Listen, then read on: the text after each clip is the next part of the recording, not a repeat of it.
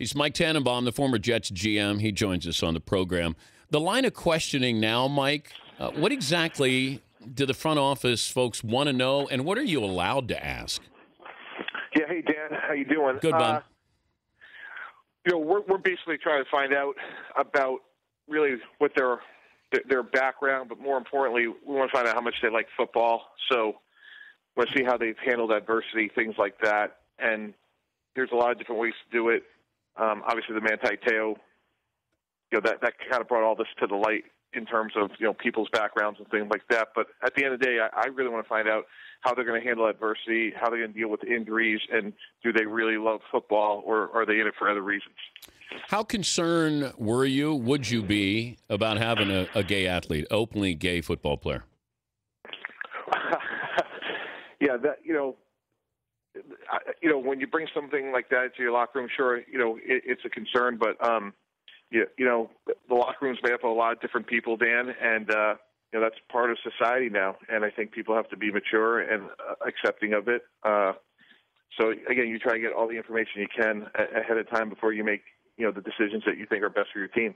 But you're also bringing. I mean, it's just the locker room is tough anyway, because there's so many different. You got race, religion, you got politics. Now you throw in sexuality in there.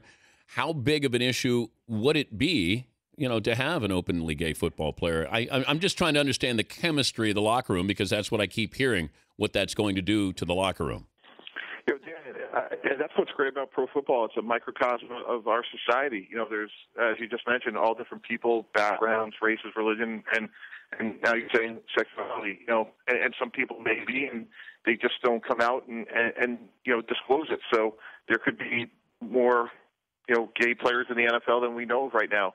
But I think the great coaches and the great teams are the ones that can meld them together and become a team. And I thought, being with Rex for 4 years every day, Dan, I thought that was one of his real strengths. He'd bring people from, disparate backgrounds, be it geographic or from two-parent families or single-parent homes. And at the end of the day, they were Jets and really try to play for one another. And in my mind, the teams that have sustainability in our league are the ones that can do that, because there are so many distractions. And there's also, economic disparities. Let's face it, the payrolls of the teams vary significantly by position. So there's, that level of jealousy as well. He's Mike Tannenbaum, the former Jets general manager, working for NFL.com at the Combine, joining us, Dan Patrick Show. Our poll question today, Mike, is who would you rather have on your team? Who would you draft, given where they're going to go in the draft, what they're going to cost you, off the field, on the field, Honey Badger or Manti Te'o? What do we need?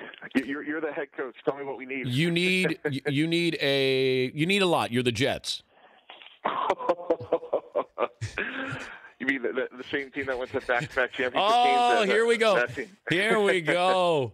Okay. You could use, let's put it this way. You need a linebacker, and you could, let's say you're the Jaguars. Well, I'll say this. I really look at these situations as opportunities, and certainly that's what my track record showed. At the right price, both those guys, well, first of all, I think Te'o is going to be fine. And I know he ran the 4.8, but the guy had 7 interceptions last year, Dan. I think he's a 3-down linebacker. I think he could cover. Ideally, he would have run faster. But for that guy to have that type of production, clearly he could defend the pass. So I don't think there's going to be any issues with him. Is he a first-round draft pick? I think he's I've said this on the air. I think he's somewhere between 25 and 45.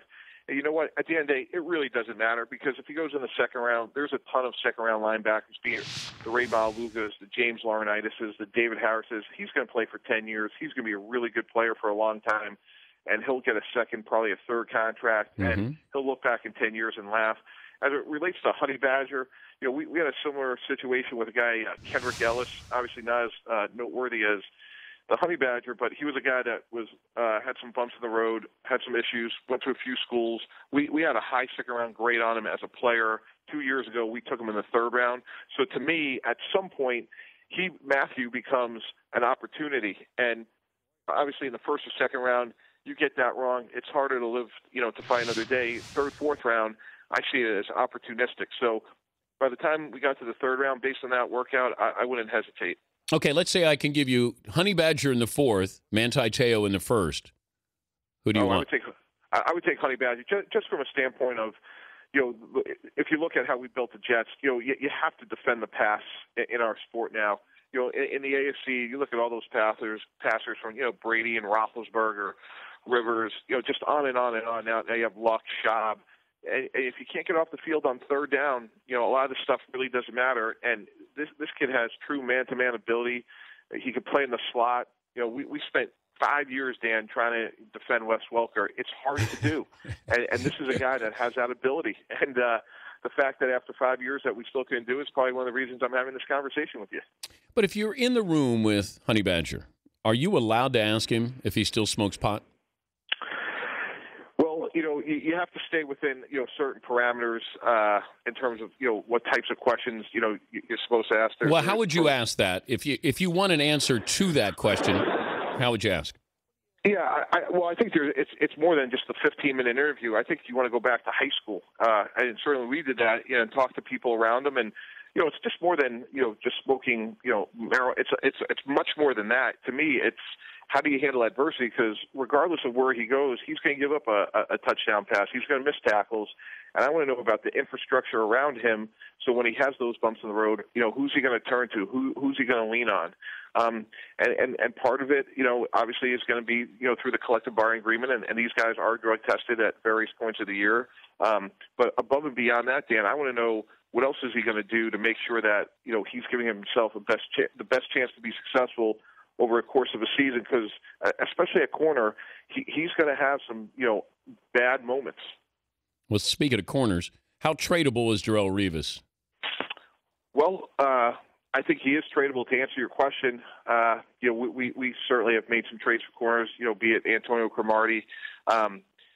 It's one of those situations where at some point, if that's the route they're going to go, and I really don't know if they are, you do have to get the agent involved, because you're talking about a significant contract, and no team's going to give up appropriate value for a player of Darrelle's caliber without engaging in substantive contract negotiations. So at some point, if that's the route they go, they're going to have to be, collaborative with Darrelle's agents and then move forward from there. If I gave you a Tim Tebow do-over, yeah, what would you do?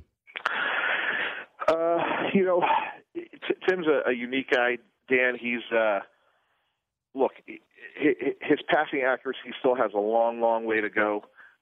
We all know that, but his selflessness and his competitiveness is truly intoxicating, and it's invigorating. I wish he had a chance to play more. It just didn't work out that way. We had a vision for him. Our offense struggled a lot, so to get him on the field, we just didn't have as many reps as we thought with not converting on third downs. Whether or not he turns out to be, a representative NFL quarterback, obviously, as of now, it's hard to say that, but I think he's going to continue working on his skill sets and see where it goes.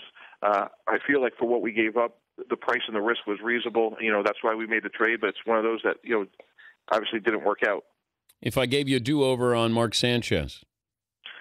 He's an interesting guy, Dan, because he only started 16 games at USC. He came in, took us to back-to-back championship games, and obviously hasn't played as well in his third and fourth season as he did in the first two.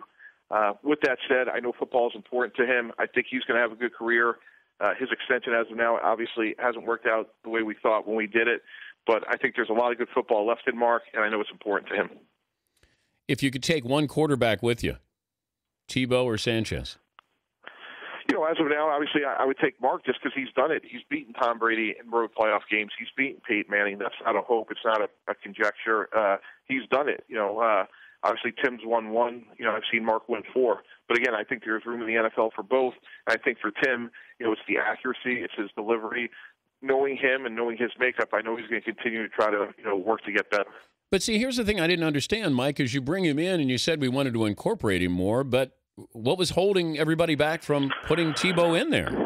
Yeah, it's just one of those things, Dan, it just didn't work out. And again, I think part of it was, we didn't have enough skilled players to convert in third down. So when we lost Santonio Holmes, when we lost Dustin Keller, we lost opportunities for a lot of players. And, when Tim was in there, a couple times, it was, a block here or there, or, Jason Hill drops a 40-yard pass against the Texans on Monday Night Football. So, we were close a couple times, but at the end of the day, some of the times you make these trades and they don't work out. Do you really believe, as I saw the quote, that extending Sanchez with a contract cost you your job? Oh, I don't know that. It could certainly be part of it. We won 6 games, and at the end of the day, we're in the win business, and we didn't get it done this year, and the decision was made to move on. And certainly, I understand that, and as a GM, that's what you sign up for. Rex has a tattoo of Mark Sanchez. If you could have a tattoo of any of the Jets, who would you have? Yeah, I'm out of the tattoo business, Dan. Oh, you got to do hypothetical for me, Mike. Hypothetically, who do you want? Nick Mangold on your back? Bart Scott? Yeah, I take the easy way. I'll go with Curtis Smart. I was part of. He's a Hall of Famer, so that'd be easy. Hey, good to visit with you at the Super Bowl. We appreciate you joining us, Mike. Hey, really appreciate it, Dan. Thanks for having me. All right, Mike Tannenbaum, former Jets GM, now working for NFL.com.